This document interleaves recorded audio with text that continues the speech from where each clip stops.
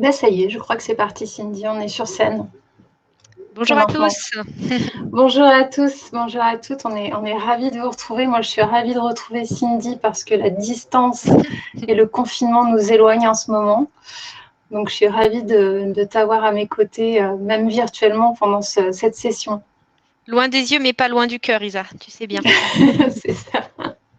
Donc, effectivement, un grand merci d'abord aux équipes de Pledzi qui ont œuvré pour nous permettre de mettre en place cette plateforme Saloon pour pallier aux conditions actuelles et nous permettre d'offrir un moment de réflexion et d'échange sur des sujets qui nous tiennent à cœur sur le marketing digital, même si les événements dans la vraie vie, c'est beaucoup plus vivant et intéressant et plein de relationnel, mais on va faire en sorte de garder ce relationnel malgré la distance. Aujourd'hui, le sujet pour nous avec Cindy, c'était de refaire un petit retour en arrière sur l'inbound marketing et d'échanger par rapport à nos propres parcours, de vous faire bénéficier de ce qu'on a expérimenté, avec parfois des succès, parfois plus de petites difficultés, mais l'idée, c'est de vous partager tout ça. Donc, j'espère que tout le monde nous entend bien. On a à nos côtés Tiffaine qui pourra répondre aux premières questions s'il y en a. Et de toute façon, on voit vos échanges, donc on va pouvoir également prendre en compte vos remarques.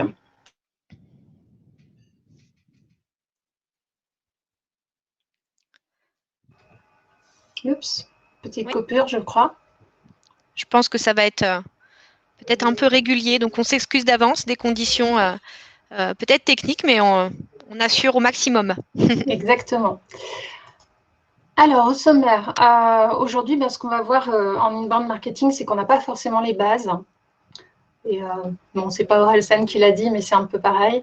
Le risque, ça peut être aussi de se planter. On va voir pourquoi. Et puis, l'idée, c'est quand même de trouver le rythme de croisière qui va faire en sorte que ça fonctionne parce que ça reste une démarche qui a toutes ses qualités et tous ses bénéfices. Petit quote, l'expérience, c'est la somme de nos erreurs passées. On parle souvent de test and learn. Il ne faut pas avoir peur de se planter parce que c'est ce qui permet aussi d'avancer et d'apprendre de ces erreurs et de faire en sorte qu'elles nous permettent de progresser. Et c'est en expérimentant qu'on va effectivement se rendre compte bien plus facilement que par la littérature de ce qui fonctionne ou de ce qui ne fonctionne pas. Allez, une petite présentation très courte. On va vous épargner les présentations en longueur, mais juste pour ceux qui ne connaissent pas, Winbound, c'est une agence qui est spécialisée dans les stratégies digitales avec 2 cœurs d'expertise en particulier qui sont l'inbound marketing, l'inbound sales et l'account-based marketing. Ces deux cœurs d'expertise, j'ai fait tomber quelque chose, ces 2 cœurs d'expertise reposent, c'est la vie, hein, reposent sur 3 piliers pour nous que nous couvrons avec la création de contenu expert parce que c'est ce qui va permettre effectivement de faire connaître son expertise et c'est un indispensable, on va le voir en inbound marketing, et de personnaliser ses contenus. Des formations commerciales parce qu'on croit beaucoup en l'alignement entre les équipes marketing et les équipes sales. C'est ce qui va faire que des démarches comme l'inbound marketing vont fonctionner. C'est parce que les prospects qualifiés, générés par les équipes marketing vont être correctement traités par le marketing et qu'à l'inverse, le marketing va nourrir de ces insights les commerciaux vont nourrir les équipes marketing, que ça va également enrichir la stratégie. Et puis, un pan important qui passe par les outils, même si les outils ne font que porter la stratégie, et c'est pareil, c'est quelque chose qu'on prône énormément au sein de Winbound, le marketing et le sales et automation, de façon à automatiser toutes les actions qui sont à faible valeur ajoutée pour se concentrer sur ce qui va vraiment entretenir la relation, la personnaliser, l'enrichir jusqu'à effectivement amener un contact initial à devenir client et ambassadeur. Quelque chose à ajouter, Cindy, sur cette courte présentation? Non, écoute, pour moi, c'est Ça clair. va? Et j'espère que ça l'est pour Qui nous sommes? Tiens, je te laisse commencer. Allez. Qui es-tu? Eh bien, moi, je suis Cindy Ronsou et je suis responsable des expertises inbound marketing et puis aussi manager de la superbe team d'inbound marketeurs de chez Winbound que j'ai rejoint depuis un peu plus de 3 ans. Donc voilà, j'ai la chance de travailler au quotidien avec la team des experts, avec la team des sales, avec Michel, notre dirigeant, pour accompagner les entreprises dans leur stratégie inbound marketing, dans le déploiement des outils, puis dans l'animation des campagnes. Tout ça dans la joie et dans la bonne humeur, même en 100% télétravail. Je crois que c'est pire, même en 100% télétravail. On a l'impression d'être encore plus ensemble que, que lorsqu'on est On au va plus bureau. vouloir retourner au bureau après. Chut, ça, il ne faut pas le dire. Moi, je suis Isabelle Defay. Ça fait un peu plus de 10 ans que j'accompagne des entreprises dans les stratégies digitales. J'ai rejoint l'équipe Winbound il y a tout juste une année pour ouvrir donc les bureaux parisiens de Winbound, puisque historiquement, Winbound, même si on est un peu partout en France, le cœur historique de Winbound est breton et rennais. Et donc là, j'ai ouvert les bureaux parisiens il y a un an tout juste.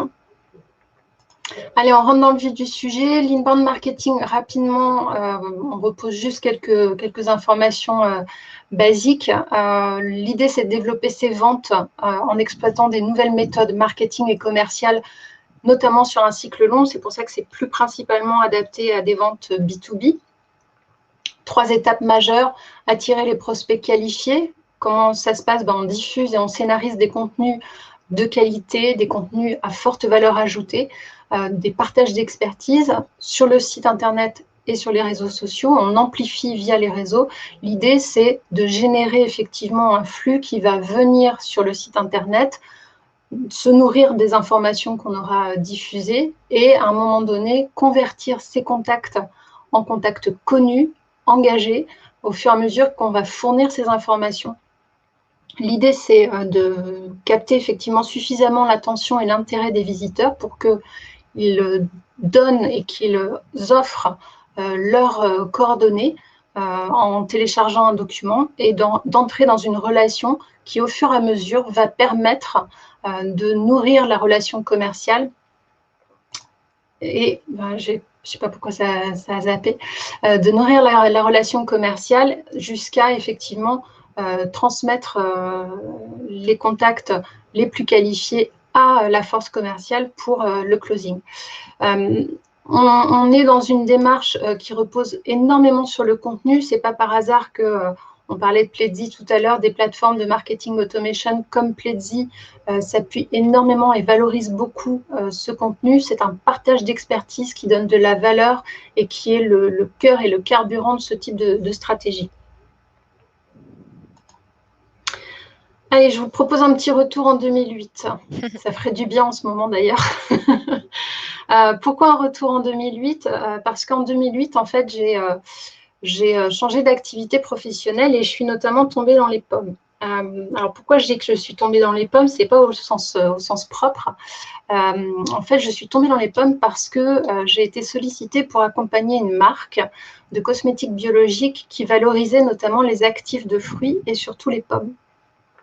Si vous connaissez une marque qui utilise les polyphénols de raisin, celle-ci utilisait les polyphénols de pommes. Et cette marque m'avait sollicité pour créer et accompagner toute la partie marketing et communication. À l'époque, autant dire que l'inbound marketing était une lueur d'espoir dans les yeux de Brian Halligan, par exemple. On en parlait sans vraiment mettre un nom aussi poussé et présent qu'aujourd'hui. On était plus dans une démarche. Après, on n'a rien inventé non plus. Il faut être lucide sur ce qui a été fait. On a repris des bons principes et on en a créé une méthodologie, mais on n'a pas inventé en tant que tel l'inbound marketing. Qu'est-ce qui s'est passé dans cette expérience professionnelle ?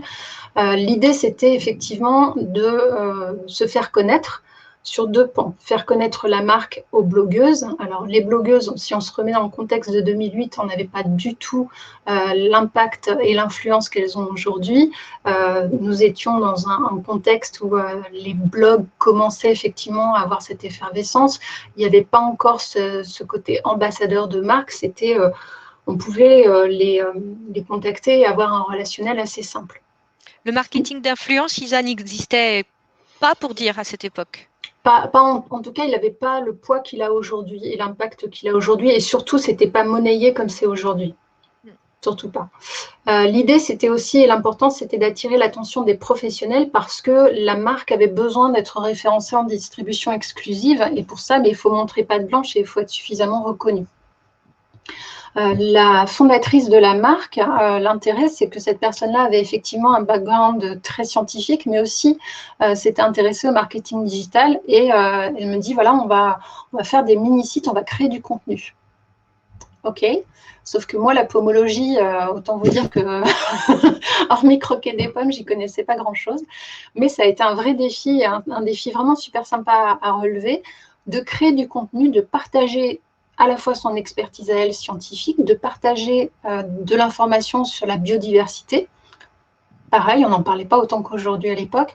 Et puis, de partager des informations sur tout ce qui était la valorisation du patrimoine végétal français. Et donc, j'ai créé ces mini-sites. J'ai mis en place une relation avec les blogueuses. Mais, pareil, le contexte, on en était au tout début de l'inbound marketing. C'était donc un nouveau métier, de nouvelles approches. Ça reposait principalement sur de fortes intuitions, le fait de vouloir apporter de la valeur, de créer du lien, la symétrie des attentions. Pourquoi ? Parce que, je donne un exemple concret, j'ai pris le temps d'aller lire un maximum de publications des blogueuses. Il y en avait une trentaine dans mon pipe. De lire un maximum de ce qu'elles pouvaient écrire pour les définir, sentir un peu ce qui était leur intérêt, pour pouvoir ensuite leur envoyer une communication ultra personnalisée, faire référence à ce qu'elles avaient pu poster et pouvoir engager la conversation. Le petit feedback, c'est qu'il y a eu un prix en 2010 sur le premier prix remis par les blogueuses dans un grand événement professionnel lié à la cosmétique à Paris. Le prix était remis par 30 blogueuses, on a eu 29 voix sur 30. Pourquoi ? Parce qu'elles nous connaissaient tout simplement. C'était la relation qui avait permis ça. Ce que je ferais différemment aujourd'hui, clairement, au regard de ce que je sais aujourd'hui, il y a plein de trucs que j'ai mal fait. Plein de trucs que j'ai mal fait aussi par faute de connaissances, par faute d'outils et par faute de méthodologie.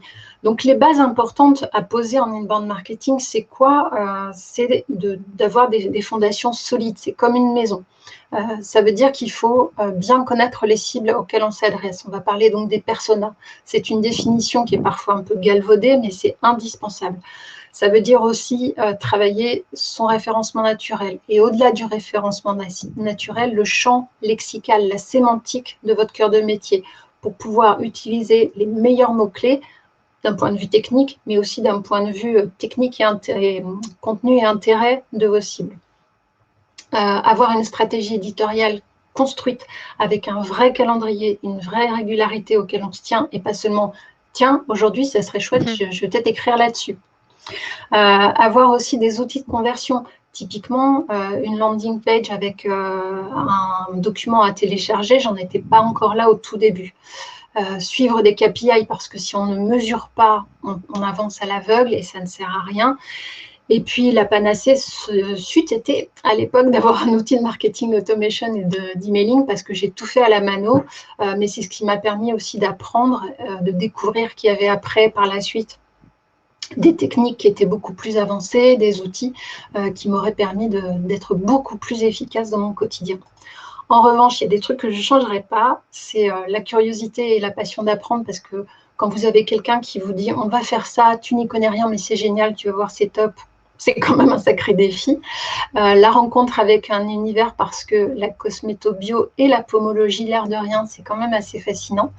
Et puis la découverte avec ce qui me porte encore aujourd'hui, des années après, c'est effectivement le marketing digital et l'inbound, parce que c'est ce qui permet pour moi de concilier à la fois des convictions et la vente. Et la vente, c'est parfois un peu culpabilisant, un peu difficile de se dire je suis là pour vendre. Au-delà de ça, je suis là d'abord pour partager une expertise. Et on n'est plus du tout dans la même approche et c'est ce qui fait aussi que ça se passe beaucoup mieux pour certains. Voilà, ça c'est ce qui se passait. Dont tu parlais tout de suite, ceux pour qui ça se passe mieux, Isa, c'est ça? Ouais, c'est ça. Ça, c'était ce qui se passait pour moi en 2008. C'est vrai que les fondamentaux sont indispensables pour avancer correctement, parce que sans ça, les fondations ne sont pas solides. Et parfois, même quand les fondations sont bien posées, que c'est solide, on se rend compte qu'il y a des pièges qu'on n'évite pas, et pourtant il y en a qui sont prévisibles. Tout à fait. Alors, moi, je vais effectivement, comme Isa l'a fait, revenir sur mon expérience parce que j'ai pas toujours travaillé pour Winbond. Comme je vous le disais, j'ai rejoint l'agence il y a 3 ans maintenant, mais au préalable, je travaillais dans une entreprise locale qui évoluait dans un secteur industriel B2B. Donc, je vais vous redonner un petit peu d'éléments de contexte pour comprendre que malgré un contexte idéal pour l'implantation de l'inbound marketing, je me suis cassé le nez. Donc, on avait quand même des bases solides en termes de contexte et de sources de succès potentielles. Voilà, donc entreprise industrielle évoluant en B2B dans un univers très technique. Un savoir-faire historique. C'était une entreprise qui avait plus de 55 ans d'existence à l'époque. On travaillait sur des très gros volumes, plus de 60 millions d'euros de chiffre d'affaires. On travaillait avec des très gros acteurs du secteur. Donc vraiment une histoire qui n'était plus à remettre en cause. Un très bel outil de fabrication avec des process à forte valeur ajoutée. Un catalogue de produits hyper large, donc autant des produits standards sur étagère avec des références qu'on pouvait commander par notre réseau de distribution, que des produits spécifiques qui étaient soit réalisés par un bureau d'études, soit carrément traités dans un service grand compte sur des projets très long terme avec des grands acteurs, notamment du BTP et de la construction. Tout ça avec une notoriété élevée parce que l'histoire, parce que acteur local, parce que grand employeur de la région. Donc, une entreprise qui avait beaucoup de choses à dire, à la fois sur son existence, à la fois sur les produits qu'elle fabriquait, à la fois sur sa manière de les fabriquer.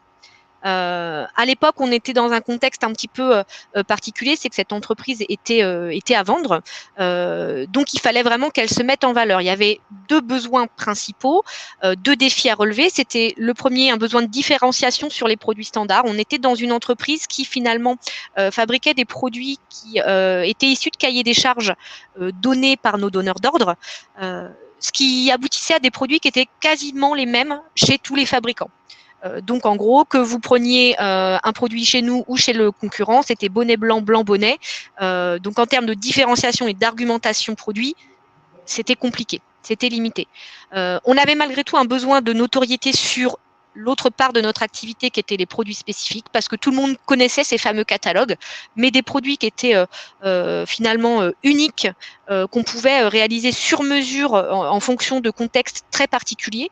Les potentiels clients et prospects ne savaient pas qu'on pouvait le faire. Des clients existants sur les produits standards ne savaient pas qu'on pouvait aller sur les produits spécifiques. Donc, de ce constat-là, de ces 2 défis à relever, l'inbound marketing s'est présenté à moi comme une évidence. C'est un projet que j'ai mené un peu perso au début. Je me suis un peu auto-formée par à l'époque les contenus qui pouvaient exister. J'ai passé quelques certifications et c'est comme ça que je me suis rendu compte que vraiment c'était fait pour mon entreprise. La petite anecdote, c'est que la première requête que j'ai faite sur Google avant de savoir que j'allais faire de l'inbound marketing, c'était faire du marketing industriel autrement. Et comme les choses étaient déjà bien mises en place chez certains acteurs du marché, j'ai fait comme tout le monde, j'ai lu des articles de blog et puis un livre blanc hyper intéressant, etc., etc. Et donc du coup, ça m'a permis de mettre en place et de préparer un projet pour le présenter à ma direction qui reposait sur une argumentation qui était divisée entre 2 points clés. Moi, mon idée, c'était de leur dire, l'inbound marketing, ça représente des fortes opportunités de différenciation, ce qui correspond au premier défi, parce qu'on va pouvoir écrire du contenu expert. On va arrêter de parler de nous, on va arrêter de parler de notre entreprise, on va presque arrêter de parler de nos produits, puisque de toute façon, les concurrents disent la même chose, vu qu'ils ont les mêmes. Et on va plutôt parler de ce qui fait notre différence, de ce qui fait notre force, notre valeur ajoutée. C'est notre outil de fabrication, c'est notre organisation, c'est notre bureau d'études, c'est notre historique, etc. Donc, on va continuer de parler de ce qu'on sait faire, mais on va le faire différemment. Et puis, les autres opportunités qui répondaient à notre défi de notoriété, c'était vraiment l'essor du digital. Je vous dis, c'était en 2015, donc c'était il y a presque 5 ans. Ça paraît hier, mais en vrai, il y a 5 ans, on n'en était pas à l'essor du digital qu'on connaît aujourd'hui. Pour cette entreprise traditionnelle et assez commune dans les leviers d'acquisition qu'elle pouvait utiliser, c'était vraiment l'occasion de rencontrer des cibles ailleurs que via les canaux traditionnels, parce que on faisait des salons, on faisait des rencontres professionnelles, on avait des outils d'acquisition qui étaient finalement les mêmes depuis 10, 15, 20 ans, qui fonctionnaient. En tout cas, on le pensait. Mais on savait aussi qu'il y avait toute une part de notre cible qui pouvait se trouver ailleurs que sur ces médias traditionnels. En gros, tu avais un boulevard, quoi. Franchement, j'aurais pas pu faire mieux, quoi. En termes de conditions idéales, la météo était au beau fixe. Moi, personnellement, c'était aussi une occasion de donner un peu un nouveau sens à ma carrière. Donc, j'étais hyper motivée par ce projet. Je trouvais que c'était vraiment vraiment une évidence. Et je n'aurais pas compris jusqu'à temps que ça arrive, qu'on me mette des objections au déploiement de ce projet-là, du coup. Bon, on arrête le suspense, du coup. Allez. Tu t'es planté? Ouais, grave. Ouais, ça n'a pas fonctionné. Malheureusement, moi, j'ai pas réussi à mettre en place l'inbound marketing malgré vraiment un contexte plus qu'optimal. J'avais, au-delà de toute l'argumentation sur le fait que cette méthode répondait aux défis qu'on souhaitait relever dans l'entreprise, et pas seulement à moi, Cindy, qui voulais développer une nouvelle méthode pour donner un nouveau souffle à ma carrière. Ça avait vraiment une vraie pertinence économique et de développement de business. J'avais malgré tout une oreille qui était plutôt attentive et compréhensive de la part de la direction. Forcément, quand on leur explique que on va pouvoir développer du business, on va pouvoir identifier des cibles sur le digital, on va pouvoir les suivre, nos commerciaux vont pouvoir faire de la transformation client avec des leads hyper qualifiés, hyper chauds, que finalement on va leur demander de prendre un peu moins la voiture et de sillonner le territoire entier et d'avoir de la qualité plus que de la quantité en termes de volume de leads. Heureusement que l'oreille se penche du bon côté. Donc ça, c'était quand même un bon point. Et puis, ils comprenaient bien les fondamentaux. C'était quand même des gens intelligents et à l'écoute de ce qui se faisait. Donc, l'intérêt des personas, c'était pour eux une évidence. Le référencement naturel était déjà une expertise qui avait une résonance dans le contexte de 2015, puisque Google avait déjà une place énorme et les gens cherchaient à comprendre ce qu'il fallait faire pour bien se positionner sur ces moteurs de recherche-là. Donc, il y avait quand même des bonnes pommes, si je puis dire, Isa, dans mon panier. Près du pommier. Pour faire une bonne recette à la fin. Mais malgré tout, voilà, j'ai pas réussi à le mettre en place. Alors avec le recul, évidemment, je l'analyse avec plus de sérénité qu'il y a quelques temps, parce que sur le coup, j'étais un petit peu énervée, n'est-ce pas? Mais voilà, si, avec mon recul de quelques années, et puis aussi avec l'expérience chez Winbound. Du coup, c'était quoi alors qui allait pas? Écoute, on a avec la maturité aidant, j'ai réussi à reposer quelques facteurs de blocage que vous retrouverez peut-être certains d'entre vous dans les entreprises chez qui ça peut bloquer. Ça va peut-être résonner. Alors le premier argument, pas tellement, puisque à l'époque la méthode était encore peu répandue. Aujourd'hui, on peut pas dire que ce soit le cas. On n'avait pas beaucoup d'agences, on n'avait pas beaucoup d'acteurs sur le marché, on n'avait pas d'événements réels ou virtuels qui étaient dédiés à l'inbound marketing. Donc, moi, j'arrivais un peu comme un extraterrestre, quoi. De quoi elle me parle en plus, elle me parle d'une méthode qui marche que aux États-Unis. En France, ça n'a jamais fait ses preuves. Il n'y a pas de cas client. Ça nous demande de la ressource. Voilà, donc une pédagogie qui était compliquée puisque ils avaient l'impression que c'était un peu moi qui l'avais inventé, quoi. Il y avait rien d'autre dans leur écosystème qui les rapprochait à l'inbound marketing. Faut replacer une chose dans son contexte. Le premier événement Inbound Marketing Day, si je ne dis pas de bêtises, c'est 2014 en France. Ouais, donc pour que ça arrive jusque dans les entreprises, quand même quelque chose qui n'est pas négligeable, c'est que c'était en province ou en région, et que malgré tout, l'inertie fait que ça arrive un peu moins vite parfois chez nous, et que quand on est dans une entreprise B2B industrielle assez ancienne, on rajoute un peu des couches d'étanchéité à l'arrivée de ce genre de méthodo. L'équipe dirigeante avait une vision qui n'était pas assez long terme à l'époque. Comme je vous expliquais, on avait un contexte de vente de l'entreprise. Donc, ce qu'ils voulaient, c'était des résultats vite. À court terme. Il fallait que tout de suite, les leviers qu'on allait mettre en place soient tout de suite apporteurs de succès et de performance. Donc, quand moi je venais et je leur expliquais qu'il fallait faire du contenu, qu'avec le SEO ça allait prendre du temps, que le temps de mettre en place les outils, etc., c'était des projets qui pouvaient finalement commencer à donner leurs premiers résultats au bout de 9 à 12 mois. Donc, forcément, pour eux, c'était compliqué de se projeter là-dedans. Un silotage des ventes et du marketing qui était même pas un silotage, c'était le mur de Berlin entre les deux services. Donc c'était compliqué. Hein. C'est une entreprise où l'organisation était un peu celle qu'elle était depuis toujours, avec des gens qui étaient là depuis longtemps, humainement des gens qui se connaissaient, qui parfois s'aimaient pas. Donc il y avait un passif qui faisait que c'était compliqué de casser les mésententes parfois. Et puis, il y avait aussi une grande crainte de divulguer son savoir-faire. Quand j'ai parlé un peu de cette méthode plutôt au département technique, on m'a regardé avec des grands yeux, on m'a dit non mais ça va pas, on va pas parler de comment on fabrique nos produits, de où on achète nos matières. Il y avait une vraie culture du secret industriel avec beaucoup de brevets évidemment pour protéger tout ce savoir-faire. Mais on aurait très bien pu utiliser la couche superficielle de ces informations-là sans aller évidemment publier le brevet officiel du bureau d'études. Mais c'était vraiment une forte crainte. Et ça n'était pas seulement en lien avec le digital. Ouais. Oui. C'est un frein qu'on entend encore. Tout à fait. On l'entend encore que dans n'importe quel secteur d'activité, hein, que ce soit l'IT, l'industrie, le tertiaire, quoi que ce soit, c'est vraiment assez répandu. Donc, du coup, riche de ces enseignements-là, moi je me suis dit moi j'ai pas réussi, je me suis gaufrée, mais peut-être que d'autres à ma place s'en sortiront mieux.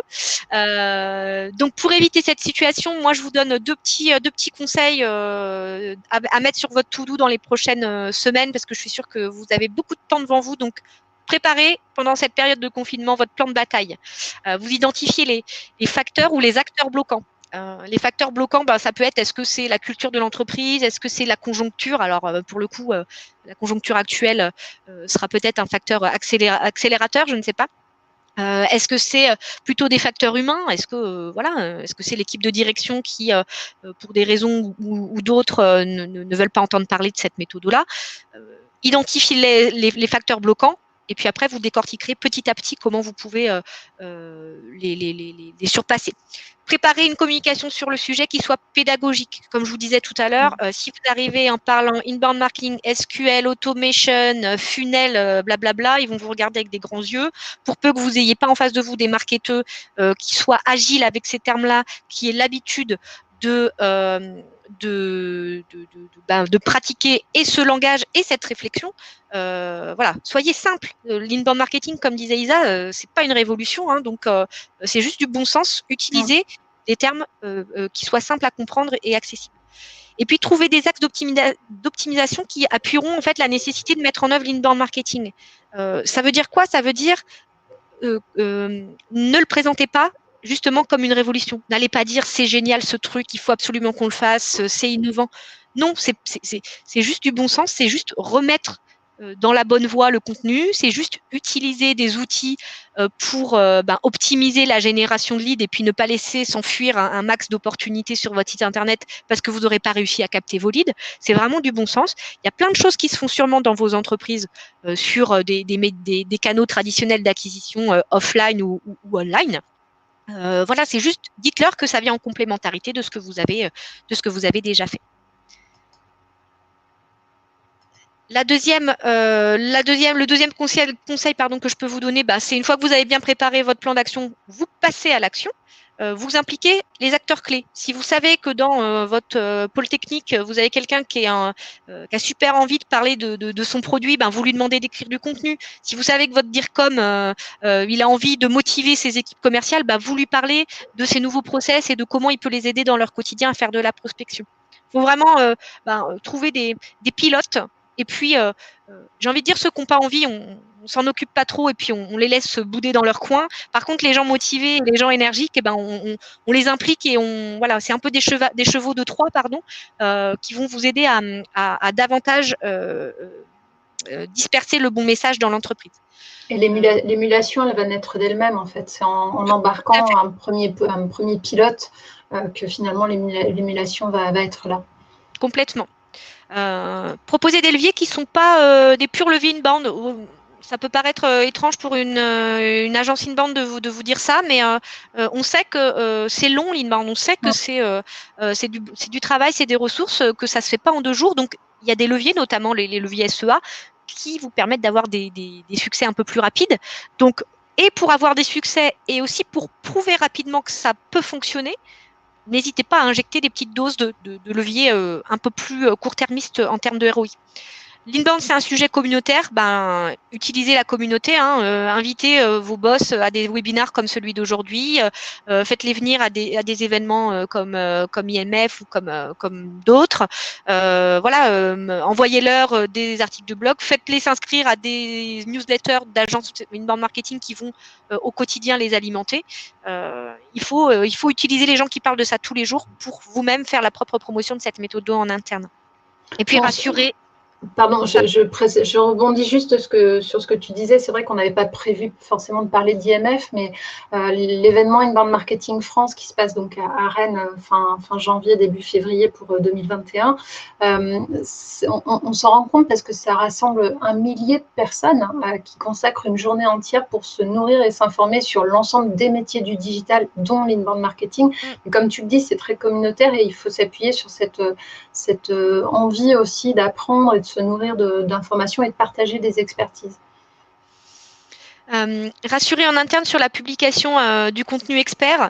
Ce que je vous disais tout à l'heure, vous pouvez avoir des freins qu'on côtoie encore aujourd'hui. Non, mais on ne va pas parler de ça, c'est confidentiel.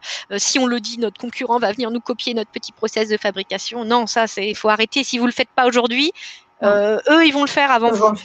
Et donc, il y a plein de choses à dire. Le contenu, c'est pas infini, mais ça pourrait l'être, sans qu'on aille ouvrir des boîtes de Pandore technologiques et que vous soyez victime d'espionnage industriel ou d'autres secteurs d'activité d'ailleurs. Je crois qu'ils une fois qu'on a mis tout ça en place, normalement, on trouve son rythme de croisière. Ouais, normalement, si on a bien préparé son champ de bataille, logiquement, le combat est plus facile à mener. Et je dirais pas que c'est l'analogie à la guerre, elle est un peu tristouille, mais normalement, quand vous avez posé les bases, comme tu l'as exprimé, Isa, que vous avez identifié ce qui pouvait bloquer, ce qui pouvait accélérer, et en fait que vous vous êtes préparé, j'ai envie de dire un peu à toute éventualité, vous n'avez plus qu'à dérouler et puis à optimiser tout ce qui peut fonctionner quand vous avez mis en place l'inbound marketing. Et du coup, pour ça, il y a un terreau qui est un peu plus fertile qu'un autre, avec des prérequis dans un premier temps, et puis la capacité d'aller plus loin. Exactement. Cette slide, elle va peut-être aussi faire écho chez certains d'entre vous qui sont un peu plus loin que la situation qu'ils ont connue, qui se sont pas pris les pieds dans le tapis comme moi je me les suis pris, mais qui sont dans une conjoncture assez positive autour de l'inbound marketing. Voilà, s'il y a des choses sur cette slide qui font écho, passez la seconde parce que ça veut dire que vous êtes vraiment sur les bons fondamentaux. Ouais, tout à fait. Donc, les prérequis, effectivement, pour implanter l'inbound marketing, c'est ce qu'on disait, hein, c'est l'onboarding du codir. C'est eux qui décident, c'est eux qui ont les mains sur les manettes, c'est eux qui potentiellement débloquent les budgets. Donc, c'est eux qu'il faut convaincre en premier. Et ensuite, ce sera descendant parce que eux passeront le bon message à leurs équipes qui, elles-mêmes, pourront le passer à leurs propres équipes. Donc, il faut vraiment un onboarding du codir et une acculturation au codir qui soit dans les premières étapes que vous allez mettre en œuvre. En termes d'outils, effectivement, l'outil de marketing automation, il est impératif. Si vous essayez de déployer l'inbound marketing sans avoir eu l'idée, ou en tout cas, si vous avez pensé que vous pourriez le faire sans outil de marketing automation, j'ai peur que vous fassiez marche arrière et que finalement vous vous retrouviez dans les pièges que vous pouviez éviter dans la mise en œuvre initiale. C'est impératif d'avoir un outil parce que vous allez gagner du temps, parce qu'il va vous offrir une analytics beaucoup plus précise. Ça va avoir un effet aussi impliquant autour de toutes les équipes avec qui vous allez pouvoir travailler. L'outil va être une sorte de club, de hub dans lequel vous allez pouvoir tous vous retrouver et chacun va pouvoir aussi voir que c'est pas que du blabla, l'inbound marketing, c'est aussi des choses qui se font. C'est pas c'est pas juste une méthode, ça existe en vrai et on déploie des choses et il y a des résultats. Vous allez dire qu'on prêche pour notre paroisse, mais évidemment, l'accompagnement d'une agence est très important parce que nous avons une bonne vision de l'environnement à la fois méthodologique. Tu t'es replacée dans ta boîte précédente. Je suis un peu bipolaire là. Je suis un peu bipolaire. Nous avons une bonne vision de l'environnement méthodologique. On va savoir vous dire il y a quelque chose de nouveau qui est arrivé. Voilà, les pillar pages sur le SEO, c'est hyper important. Qu'est-ce que vous en pensez sur la façon dont on fait les personas? Voilà, on le fait un peu différemment que ce qui se faisait il y a 1 ou 2 ans. Donc, on va vous apporter des innovations que vous auriez peut-être pas le temps vous de rechercher dans votre quotidien parce qu'on sait que quand on est dans les entreprises, le service marketing, on fait 370 000 choses à la seconde. On va pouvoir aussi avoir une bonne vision sur l'environnement technologique, vous aider à faire les cahiers des charges de vos plateformes, les cahiers des charges de vos sites web, pour finalement vous assurer que vous soyez directement sur des bonnes conditions et méthodos et technologiques. Et puis, il faut avoir un marketing qui est objectivé sur le nombre de SQL. Pensez directement que ce que vous allez mettre en place, ça n'a qu'un seul objectif, c'est remettre des leads chauds et qualifiés à votre force de vente. Le reste, j'ai envie de dire, c'est pas que c'est pas important, mais c'est ce bout du tunnel ou ce bout du funnel qu'il faut avoir toujours en tête. Donc, si déjà vous avez cette réflexion et cette mentalité dans votre entreprise, c'est pas forcément une évidence. Il y a des entreprises, elles font du marketing pour faire du marketing. Elles ont des vieux réflexes de marketeux, de dire on va faire des belles images avec des beaux messages publicitaires. Ce que ça leur rapporte, c'est pas très important. Si vous avez vraiment cette vision héroïste, c'est déjà un bon début.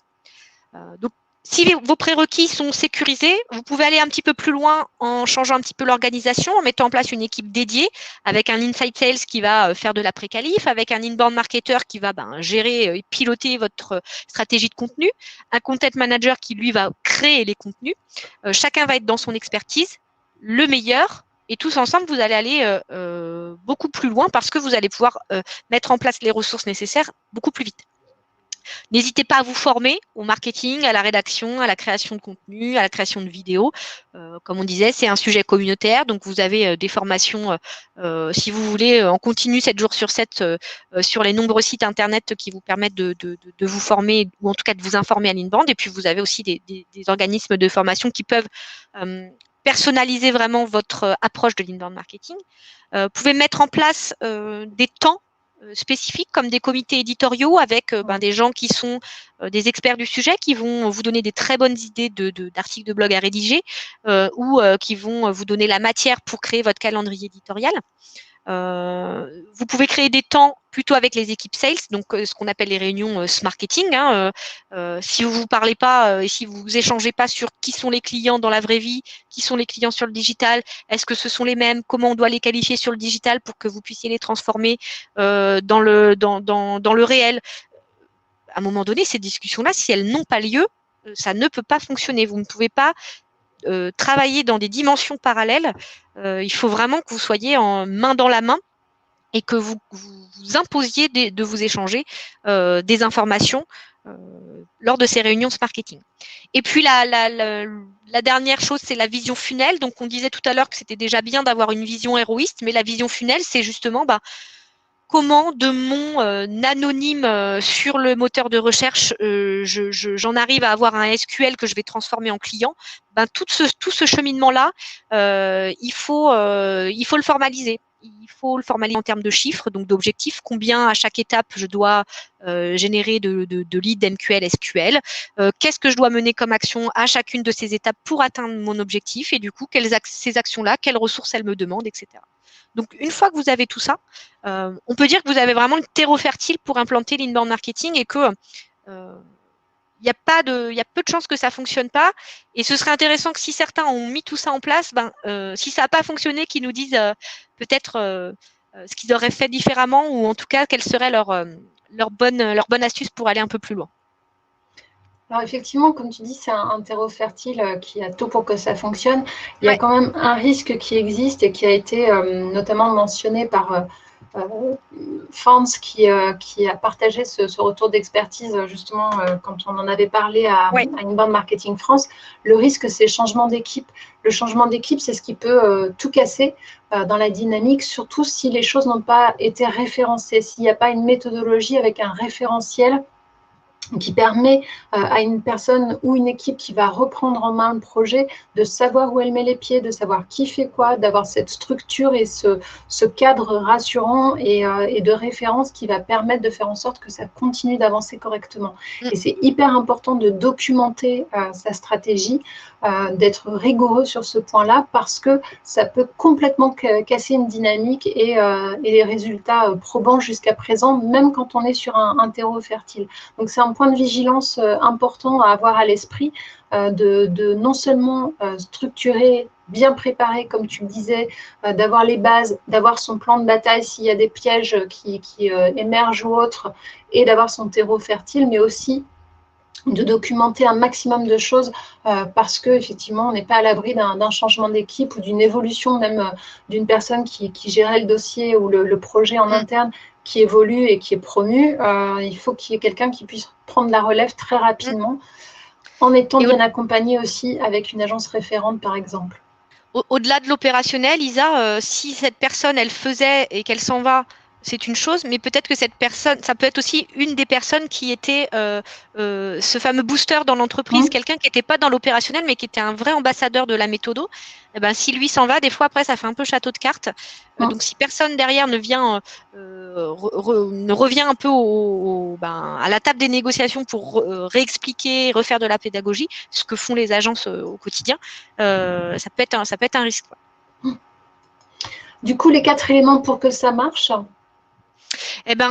Ça, c'est vraiment aussi notre conclusion à toi, Fans et moi, sur nos retours d'expérience à la fois hors Winbound et au sein de l'agence avec les clients qu'on accompagne au quotidien. C'est déjà accompagner le changement en entreprise, dans toute l'entreprise, j'ai envie de dire, pas seulement au niveau du marketing et des sales, mais c'est quelque chose qui doit vraiment être vraiment dispensé dans l'ensemble de l'entreprise, une vraie acculturation à ce nouveau mode de fonctionnement. Pensez à modifier votre organisation en interne et vos process. En fait, ce à quoi j'ai pensé, c'est que je me suis dit, en fait, on ne fait pas vraiment autre chose. On fait la même chose, mais on le fait différemment. Par exemple, quand vous faites un salon, vous faisiez déjà des salons, ou vous faites déjà des salons depuis longtemps. Avant, vous le faisiez d'une certaine manière. Avec l'inbound marketing, vous ferez des campagnes d'acquisition de leads avant le salon, vous ferez de l'animation réseaux sociaux pendant le salon, et puis après, vous mettrez en place du lead nurturing après le salon. Donc, en fait, vous allez faire les mêmes choses, mais vous allez juste les faire différemment. Vous avez peut-être fait du contenu depuis déjà 10 ans. Mais ça se trouve, c'est du contenu très promotionnel, contenu de marque, etc. Vous ferez toujours du contenu, sauf que vous le ferez différemment et vous le ferez sur un angle éditorial différent. Pensez avoir une même vision, en tout cas à proposer la même vision et le même vocabulaire entre marketing et sales. Je voyais dans le chat tout à l'heure quelqu'un mentionner la différence entre les objectifs marketing et les objectifs sales. Quand je vous dis qu'on est des fois dans 2 dimensions différentes, c'est justement parce qu'en fait, on n'a pas les mêmes objectifs. Ça, c'est tout à fait vrai. Donc, il faut bien se mettre d'accord sur les responsabilités de chacun et les actions que chacun doit mener. Et si tout le monde est sur la même longueur d'onde, il n'y a pas de raison que ça ne fonctionne pas. Et puis, pensez évidemment outils. C'est assez illusoire, je pense, de croire qu'on y arrivera sans outils. Vous pourrez y arriver, mais je pense que le temps que vous arriviez au bout, le monde aura déjà changé. Donc, dotez-vous d'outils. C'est des investissements. C'est vrai, c'est du temps, de la ressource pour la mise en place, mais le ROI n'en sera que plus rapide. Pour rebondir sur la notion de vocabulaire et de vision entre le marketing et les sales, ça fait notamment partie des choses qu'on aborde lors d'ateliers où on met autour de la table l'ensemble des parties prenantes pendant une demi-journée où on va justement travailler ensemble sur cette vision que tu nommais de ce marketing pour que les actions de chacun aillent dans le même sens et dans la même direction avec, je rebondis sur un des commentaires, aussi des incentives qui soient communs, des KPI qui soient communs, des objectifs qui soient communs parce que c'est... chacun participe au business de l'entreprise avec chacun de ses missions, mais en tout cas, la vision et la direction est la même. Juste avant de conclure, 3 takeaways qu'on vous partage. Ça nous a paru intéressant de faire cette distinction dans les 3 étapes. Si vous en êtes aux prémices, les points primordiaux, c'est d'avoir effectivement un site et un blog optimisé, que ce soit d'un point de vue technique, d'un point de vue SEO, d'un point de vue netlinking, d'un point de vue charte éditoriale, calendrier, etc. C'est indispensable. Tout ça, ça repose sur cette bonne connaissance des personas. Alors, on ne fait pas une approche persona au doigt mouillé en se disant qu'on connaît bien ces personas et qu'on sait très bien à qui on vend et on s'arrête à ça. On va beaucoup plus loin. On travaille sur effectivement quel est le point de douleur de ces personas. Comment est-ce qu'ils se renseignent, comment est-ce qu'ils le vivent au quotidien, est-ce qu'ils sont en mobilité ou pas. On fait abstraction de la période actuelle, bien évidemment, mais en tout cas, on creuse vraiment le sujet et on vient confirmer ou infirmer son intuition par du relationnel avec les mêmes, c'est directement les personnes concernées, donc par des interviews. On travaille bien les outils de conversion sur le site. Tout ce qui va permettre de capter des coordonnées est important à avoir sur le site. Et puis, comme tu l'as dit, l'outil de marketing automation. Dès que ça bloque, on reprend les conseils que tu donnais sur le fait d'avoir beaucoup de pédagogie auprès des acteurs clés parce que c'est eux qui vont être moteurs à un moment donné, de désiloter au maximum entre la vente et le marketing et d'être vraiment un fervent ambassadeur du sujet de l'alignement auprès de sa direction parce que c'est aussi elle qui va porter l'ensemble du projet. Prévoir des ressources web et des cas clients, c'est ce qui va être aussi indispensable pour emmener l'ensemble de l'approche. Et puis, si on est une belle lancée, on n'oublie surtout pas de documenter parce que c'est ce qui va être le point de référence sur les éléments de ce qu'on met en place ensemble et qui va être le terreau presque fondamental. On n'oublie jamais de se former en continu, ça va très vite au niveau des évolutions, que ce soit sur les approches méthodologiques, sur les outils, sur la data. La data, c'est une mine d'or, mais ça va très très vite, donc il faut surtout être à l'affût et se nourrir de tout ce qu'on peut recueillir comme information. Et puis, l'accompagnement d'une agence, ce n'est pas un indispensable, hein, on sait très bien, on est très lucide et très humble sur le sujet, c'est juste quelque chose qui peut vous permettre d'avancer plus vite et sans doute plus loin. Juste avant de passer à la phase de questions, la période s'y prête un peu. On a mis sur le site un petit bandeau. Si vous voulez échanger avec nous, on a du temps vous aussi, autant que ce soit utile à tout le monde. Vous pouvez, lorsque vous êtes sur le site winbound.fr, vous avez un petit bandeau qui s'affiche avec un échange qui est proposé avec des créneaux qui sont disponibles. Donc, n'hésitez pas. On prend quelques questions rapidement. Cindy, outre les points de blocage, quelles sont les limites de l'inbound et comment est-ce qu'on les affronte ? Alors, je pense que les limites, c'est peut-être la fatigue, peut-être que ça peut générer parce qu'on sait que ça demande beaucoup de ressources. Comme on disait, c'est de la création de contenu, c'est de la mise en place d'outils.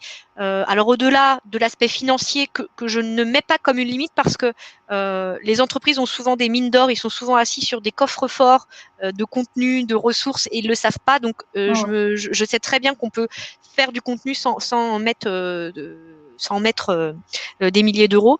Mais c'est effectivement la fatigue que ça peut générer avant qu'il y ait des résultats probants.